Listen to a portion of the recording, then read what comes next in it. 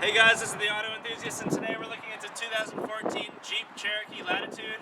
We're going to do an in-depth review, check out the interior, and take it for a test drive. Stay tuned.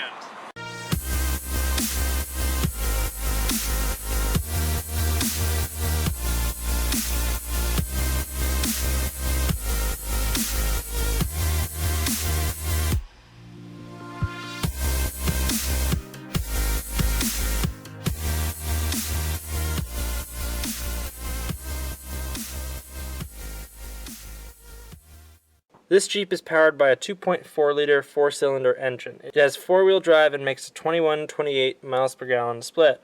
The engine makes 184 horsepower, and the curb weight of this Jeep is 3,941 pounds. The Jeep has a towing capacity of 2,000 pounds. One thing that sets the Cherokee apart from other SUVs is it has a 9-speed automatic transmission. What sets the Latitude apart from the base model is the four-wheel drive, the 17-inch silver aluminum wheels, and the fog lights. Cherokee is a boxy SUV. It was obvious that the designers of the exterior of this car were working towards making many trim levels on a one-design SUV. This is evident when you see spaces for features and nothing there. However, with most other small SUVs, we don't see designs as attractive as this one. The Cherokee really puts the sport in SUV. The space is quite good for the size of this vehicle. It is open and can house very large objects. There were a lot of hard plastics that your items would be exposed to, though. I'm sitting in the back right now. It's pretty comfortable. The seats are a little cheap. It's not leather, it's just a material. The camera guy was sitting up front, so the seat's a little back, but there's decent leg room and knee room, even though it doesn't look like it. Headroom's pretty good. There's nothing special about the top of this car, you know, it's actually pretty unattractive, but it's like a normal SUV. The overall outlook is pretty good in the car. Other than that, you know, they're pretty standard. There's some decent foot room. The base of the seat is pretty wide. My legs are very well supported. The backs are pretty high, but they're comfortable, you know. This is a decent back seat for the car that we're in and for the price of the car. This is a good job kind of maximizing this back seat.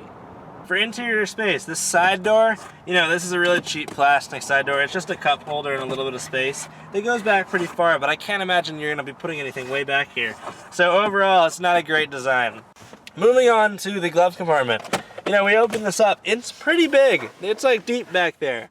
Other than this back pocket that's pretty big, you know, there's not a lot to it. This is a hard plastic. Some people are going to complain about that, but it's pretty large. There's a little bit of cargo netting over here. You know, nothing special, just put your phone. There's some space up here by the USB and auxiliary and 12-volt. Just general space. It's kind of nice to actually have this to put your phone here. Cup holders are pretty standard. They're pretty small for this type of car. There's a little pen hold. Sorry for it being a little dirty. It just came to the dealership. But yeah, cup holders are here. As for the center console, I really like this leather top here. It's a very comfortable place to put your arm. We're gonna open it up, and it's pretty big. The centerpiece, it's pretty big. There's another USB connection. It's pretty decent size. It's open.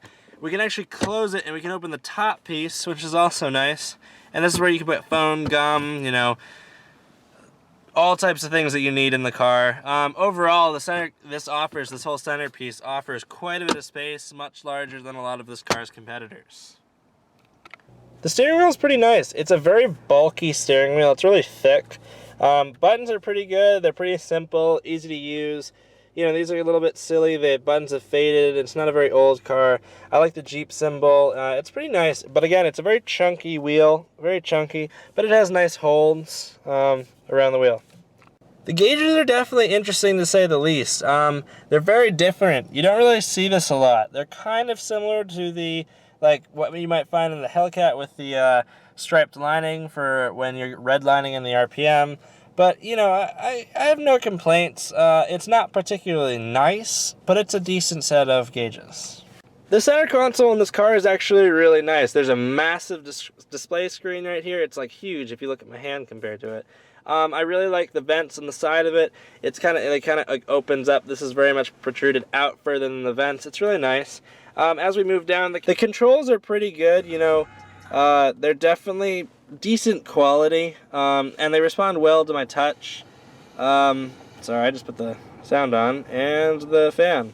Other than that, you know, you can select your terrain down here. That's pretty cool. You know, you don't see that every day. The shifter knob is also very large. I like the leather wrap, but the shifter knob is pretty big. I don't see myself needing something that big. The parking brake is down here, right by the cup holders. So for general comfort, you know, I like the way I'm looking in this car. It's a little crunch to my viewing, but it has some pretty good visibility. There's a large chunk of car right here. It's hard to see around, like the GLK that we just did. I'm gonna have to lean forward to look around that. Other than that, you know, I've got some pretty good viewing. It's decently attractive looking out of this car. As for my seat, you know, I think they could have done a better job making a seat that hugged me a little bit more. I feel a little flat in the seat. The seat really doesn't hold me in place. Armrests are pretty decent. And I actually, you know, I talked about the big shifter knob before. I do like it. I don't want to say it's like a power trip, but it makes me feel powerful. It makes me feel like I'm controlling the car just in the size of the shifter knob, which is interesting. Okay, before I get going, I just want to make a quick observation. Looking out of the back here, looking out of my rearview mirror, I could be in a coupe. I could be in my Genesis coupe. I have very little viewing. I am relying a lot on my side view mirrors. Did a little bit of backing up, and I've got to say, you know, it's hard to back up in this car. Alright, we're in drive, and we're checking out the idle. The idle is pretty good in this car, I have to say. It's a little slow. It's not really pulling me much. I gotta ease the gas a little bit, just to get the car moving up a little bit of a hill. We're driving over a few potholes here in the dealership, and the car's performing pretty well right off the bat. I'm impressed so far, but the idle is a little bit disappointing. I always like a pretty good idle, so I don't have to, you know, ease on and off the brake.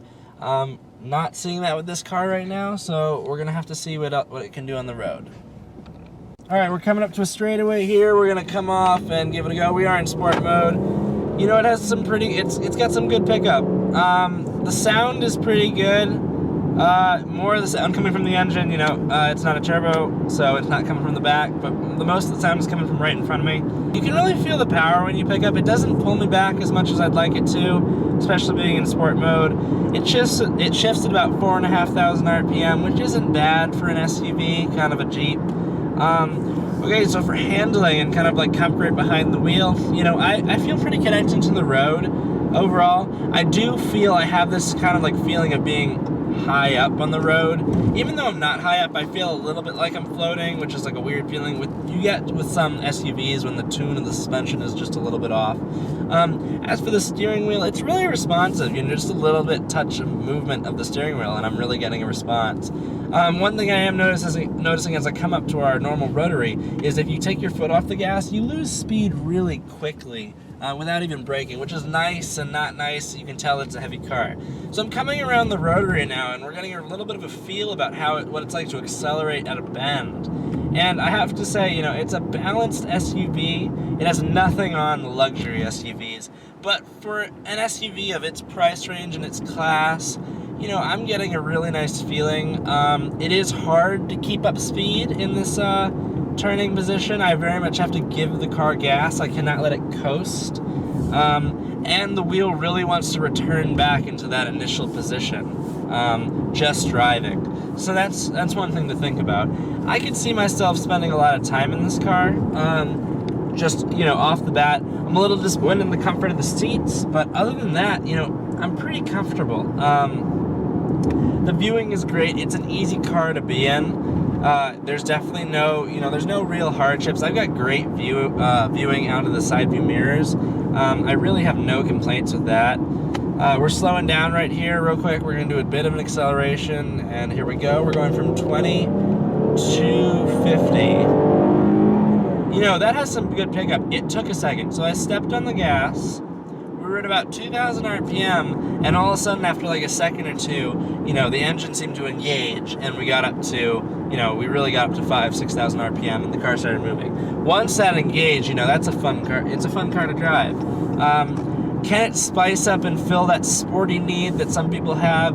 You know, my initial answer is going to be no. It's not really pulling me. I wouldn't have any issues getting onto the highway per se or passing somebody, but it really does not offer, you know, that real pickup of some of the more expensive luxury SUVs. I really like the interface of this car. It's very easy to use. The font in which things are labeled are nice.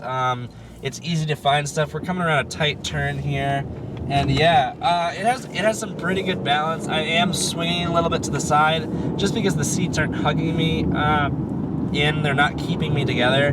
So the car is balanced nicely, but I'm very much swinging to each side when I take those tight turns. The gas is a little bit touchy, but I'd like to use the word responsive rather than touchy, just because you're not jerking around, but it does, when compressed, give you the power behind the engine. So kind of an overall, you know, impression of this car. It's definitely, you know, this is the first Jeep I've reviewed. It's definitely not a Wrangler. It reacts differently on the road, and, you know, I have to say it's a nice change. It's, you know, it is an off-roading all-terrain vehicle, but I do get this daily drive out of it, and, you know, someone that's looking for just a daily driver that fits this class of vehicle, you know, you might want to check this car out. You know, again, I have to say I'm really disappointed in the seats. That's probably my only real complaint right now. Yeah, the seats, I wish they were just a little bit more comfortable. It's really an easy car to move around. It's a big car, and I'm very comfortable just taking it around tight spaces and that kind of stuff.